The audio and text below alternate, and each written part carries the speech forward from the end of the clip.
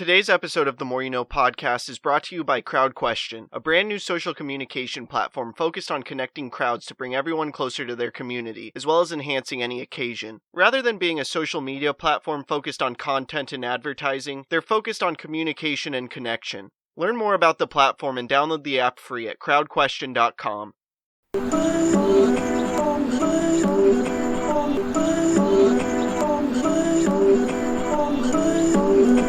I'm just trying to make it all make sense. Today's More You No podcast.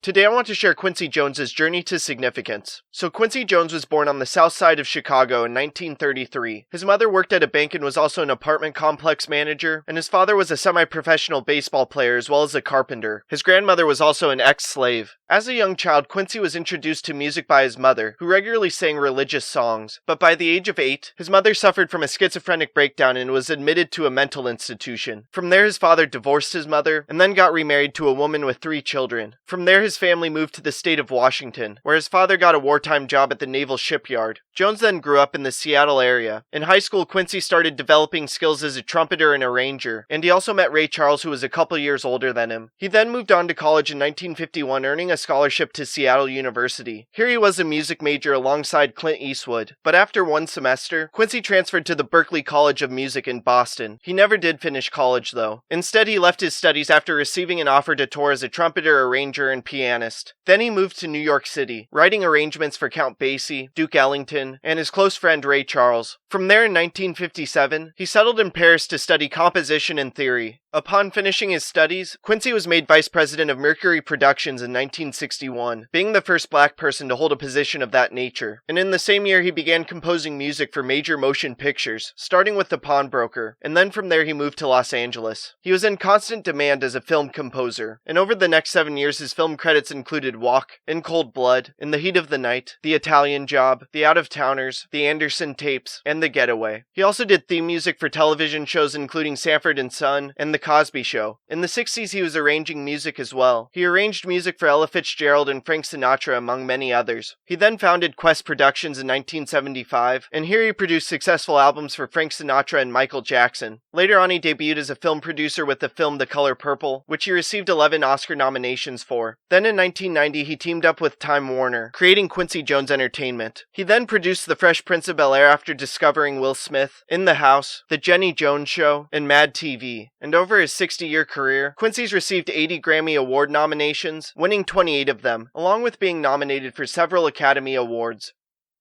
I hope this talk makes a positive impact in your life. Please subscribe to the podcast wherever you are listening or watching it. Check out other episodes. Leave a review. Follow the podcast on social media at More You Know Pod, and sign up for CrowdQuestion to ask me questions about the episode. Again, thank you for listening as we propel through podcasting with The More You Know.